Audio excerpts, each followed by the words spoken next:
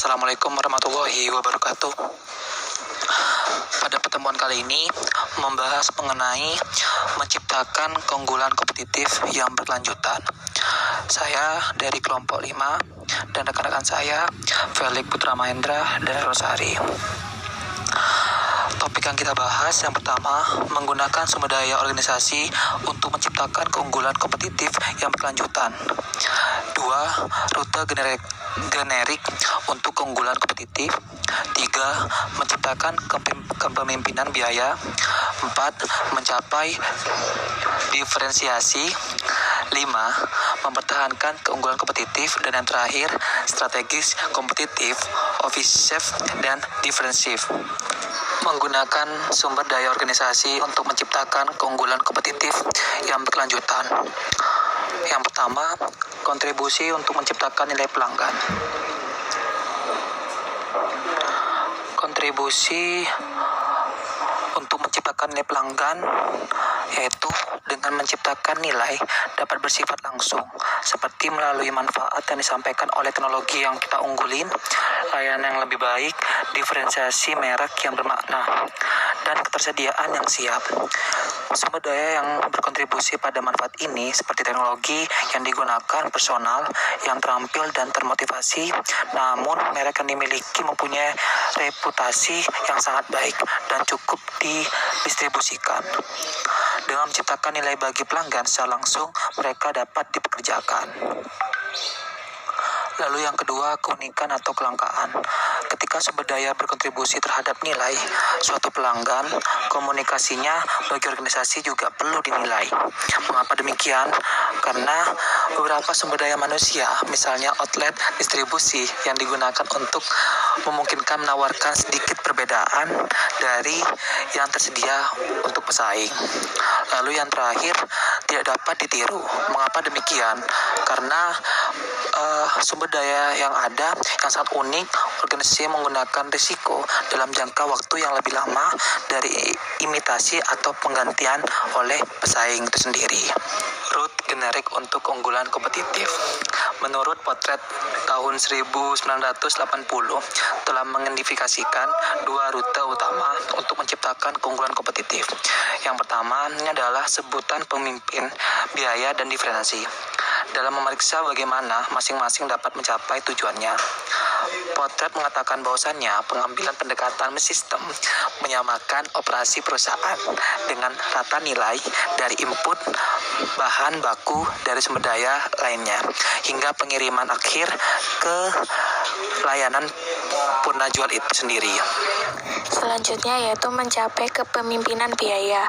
Porter telah mengidentifikasi beberapa faktor utama yang mempengaruhi biaya organisasi. Yang pertama yaitu skala ekonomi.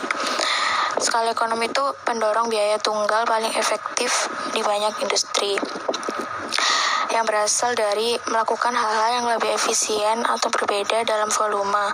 Selain itu, ukuran yang tipis dapat membantu menciptakan daya beli untuk mengamankan bahan baku yang lebih murah atau lebih berkualitas, maksudnya lebih sedikit limbah, dan mengamankannya di saat ketersediaan terbatas. Yang kedua, efek pengalaman dan pembelajaran. Pengurangan biaya lebih lanjut dapat dicapai melalui efek pembelajaran dan pengalaman belajar mengacu pada peningkatan efisiensi yang dimungkinkan pada tingkat skala tertentu melalui karyawan yang telah melakukan tugas yang diperlakukan berkali-kali sebelumnya. Yang ketiga, pemanfaatan kapasitas. Nah, pemanfaatan kapasitas ini memiliki dampak besar pada biaya unit. Contohnya di studi PIMS telah menunjukkan hubungan positif yang jelas antara pemanfaatan dan pengembalian investasi. Secara signifikan hubungannya lebih kuat untuk perusahaan kecil daripada untuk perusahaan besar. Diskontinuitas utama atau perubahan dalam pemanfaatan dapat menambah biaya secara signifikan. Yang keempat, keterkaitan.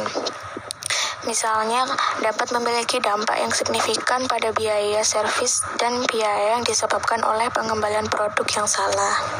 Yang kelima, hubungan timbal balik. Hubungan timbal balik dengan SBU lain dalam portofolio perusahaan secara keseluruhan ini tuh dapat membantu untuk berbagi pengalaman dan mendapatkan skala ekonomi dalam kegiatan fungsional seperti riset pemasaran, kontrol kualitas, pemesanan, dan pembelian. Yang keenam, tingkat integrasi. Nah, tingkat integrasi ini sebagai salah satu faktor yang dipertimbangkan dalam menilai daya tarik pasar sasaran bagi perusahaan.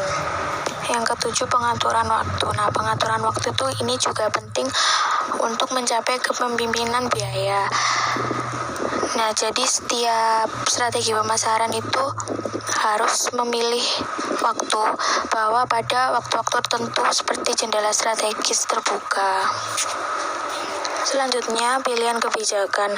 Nah, pemilihan kebijakan ini jika memilih dengan bijak itu harus bisa mencapai otomatisasi proses berbiaya rendah dan desain produk yang berbiaya rendah juga. Jadi lebih sedikit bagian yang dapat membuat perakitan lebih mudah dan lebih murah. Faktor lokasi dan kelembagaan. Penggerak biaya akhir yang diidentifikasi oleh Foster itu lokasi geografis untuk mengambil keuntungan dan distribusi yang lebih rendah, perakitan bahan baku atau biaya energi, dan faktor kelembagaan seperti peraturan pemerintah. Misalnya, truk yang lebih besar di jalan dapat mengurangi biaya distribusi tetapi dengan biaya lingkungan dan sosial lainnya. Nah, kepekaan pemerintah terhadap pelobi dan kelompok penekan akan menentukan kemampuan perusahaan untuk melakukan pendorong biaya kelembagaan. Terakhir, ringkasan driver biaya. Nah, meringkas driver biaya itu harus menjadi tujuan konstan manajemen untuk mengurangi biaya yang tidak secara signifikan menambah kepuasan pelanggan. Selanjutnya, mencapai diferensiasi. Yang pertama, diferensiasi produk, yaitu membedakan inti dan produk yang diharapkan. Diferensiasi produk inti atau manfaat menawarkan cara berbeda untuk memuaskan keinginan atau kebutuhan dasar yang sama. Ini biasanya dibuat oleh langkah perubahan dalam teknologi, penerapan inovasi. Misalnya kalkulator, dia itu menawarkan metode berbeda untuk menyelesaikan kebutuhan perhitungan dasar dari aturan slide yang mereka gantikan.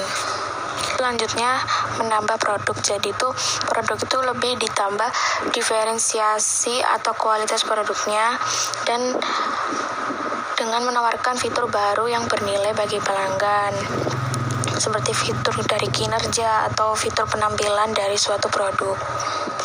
Selanjutnya, kualitas. Nah, faktor utama dalam membedakan produk atau layanan dari pesaing adalah kualitas. Kualitas ini menyangkut ketelitian tujuan suatu produk atau layanan.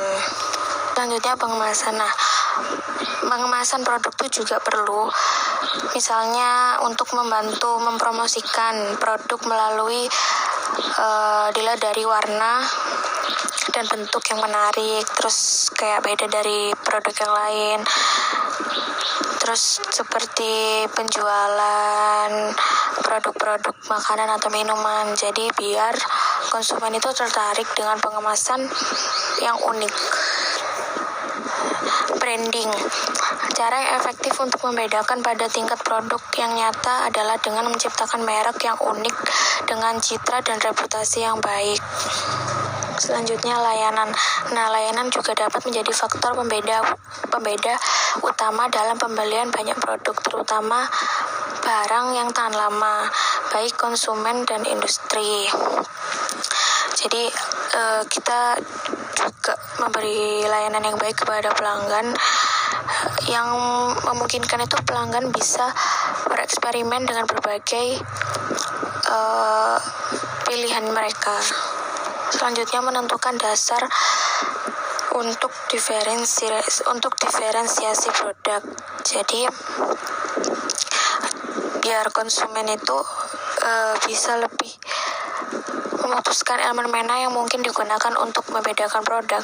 Itu sebagai pemasar kita juga harus memberi contohnya misalnya memberi garansi jika konsumen itu membeli kendaraan. Jadi kan dia pasti mikir saya udah beli barang yang mahal tapi juga perlu kayak layanan juga gitu loh, bonusnya itu loh. Jadi seperti kayak lebih menambahkan garansi berapa tahun kayak gitu. Selanjutnya, diferensiasi distribusi. Diferensiasi distribusi berasal dari penggunaan outlet yang berbeda, memiliki jaringan yang berbeda, atau jangkauan pasar yang berbeda. Perkembangan terkini dalam pemasaran langsung tidak hanya terkait dengan menciptakan berbagai cara mempromosikan produk. Kemunculan internet telah membuat banyak perubahan pada strategi distribusi banyak perusahaan, khususnya untuk perusahaan yang menawarkan produk berbasis bit seperti informasi atau musik. Distribusi langsung ke pelanggan melalui koneksi internet mereka.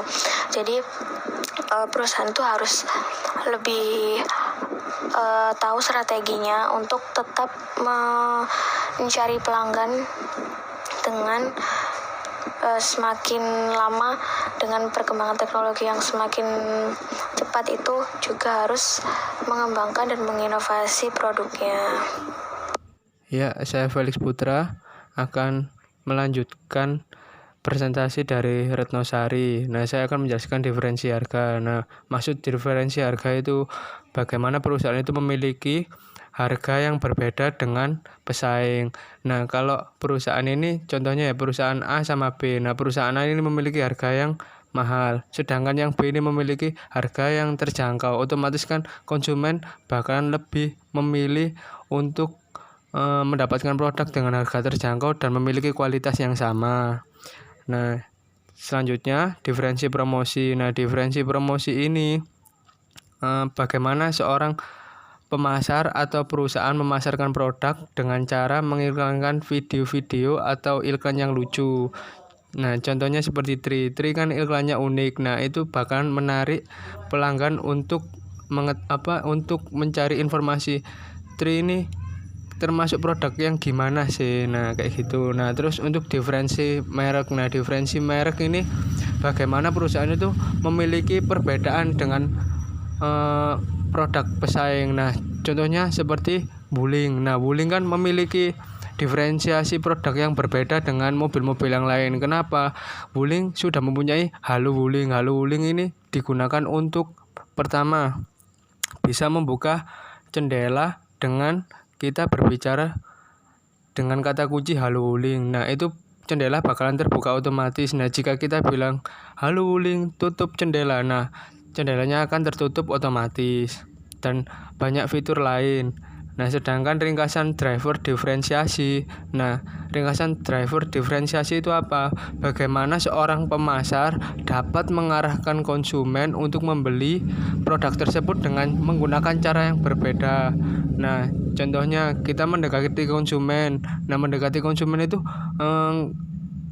menawarkan juga kita memiliki ciri khas unik untuk menawarkannya gitu loh kepada konsumen. Nah, agar terjadi transaksi pembelian.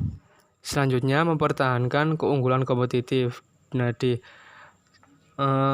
materi ini kompetitif terdapat produk yang unik dan dihargai, definisi target pasar yang jelas dan ketat, hubungan pelanggan yang ditingkatkan, dan membangun kredibilitas merek dan perusahaan. Nah, produk yang unik dan dihargai maksudnya itu jika perusahaan memiliki produk unik, konsumen bakalan menghargai produk tersebut karena produk tersebut memiliki pembeda atau diferensiasi. Otomatis pelanggan akan tertarik dan membeli produk tersebut. Nah, definisi target pasar yang jelas dan ketat. Nah, perusahaan untuk membuat produk itu sebelum membuat produk, perusahaan bakalan survei pasar. Nah, target pasar manakah yang sesuai dengan produk yang akan diluncurkan tersebut. Nah, itu.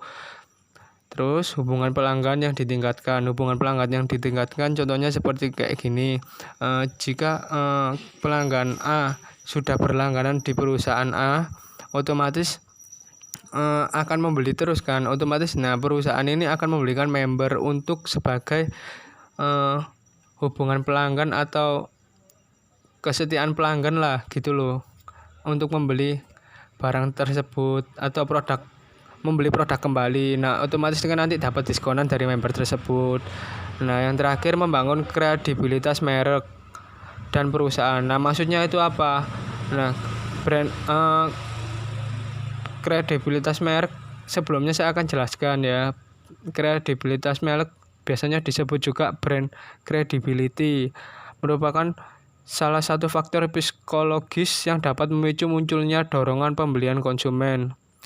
Pembelian tersebut akan berakhir dengan terciptanya transaksi antara konsumen dan pemasar. Masih ada faktor-faktor ikut mempengaruhi terciptanya konferensi menuju penjualan. Nah, untuk contohnya seperti melakukan komunikasi pemasar yang terpadu, bukan saja untuk meningkatkan awareness merek produk kita, tetapi juga untuk menciptakan gambaran atau brand image, membangun asosiasi atas merek produk tersebut. Bahkan aktivitas-aktivitas bersifat edukasi dan menciptakan pengalaman baik melalui iklan dan promosi, berbagai acara, atau lain-lain. Dan yang terakhir, strategi kompetitif, ofensif, dan defensif. Di dalam strategi kompetitif, ofensif, dan defensif terdapat pertama, bangun strategi, kedua, perluasan pasar, dan yang terakhir, keuntungan pangsa pasar melalui konfrontasi pesaing. Nah, bangun strategi. Bangun strategi ini bagaimana perusahaan menciptakan strategi yang dapat mengungguli pesaing, dan bagaimana perusahaan itu menerapkan strategi apa, sepertinya ke diferensi produk, nah membedakan produk dengan pesaing seperti itu. Jadi memiliki produk yang berbeda dengan pesaing. Nah, perluasan pasar. Setelah membangun strategi, otomatis kan perusahaan itu kayak jual produk. Nah, apakah produk ini benar-benar laku? Jika laku, otomatis kan perusahaan akan memperluas pangsa pasarnya agar dapat meningkatkan penjualan, dan juga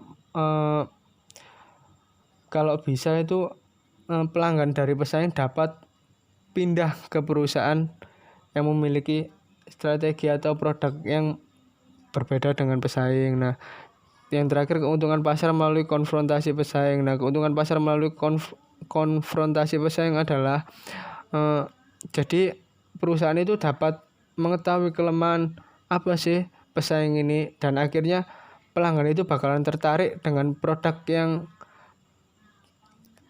diluncurkan dan lebih berbeda dengan produk pesaing. Nah, otomatis kan pelanggan akan tertarik dan lebih memilih perusahaan A sama B gitu loh, Kak. Kan cuma perusahaan A itu perusahaan pesaing, B perusahaan kita. Nah, perusahaan kita itu melakukan produk, otomatis kan untuk menarik pelanggan kan kita harus mengetahui kelemahan produk-produk dari pesaing. Nah, dengan cara apa ya? Dengan cara analisa, dengan cara melihat produk ini kayak gimana sih produk ini. Nah, akhirnya kita meluncurkan produk yang berbeda. Akhirnya jika konsumen tertarik, nah otomatis kan konsumen pindah ke produk memilih produk kita, dan akhirnya itu. Ya, sekian dari kelompok kami. Jika banyak kurangnya mohon dimaafkan, jika banyak lebihnya alhamdulillah. Wassalamualaikum warahmatullahi wabarakatuh.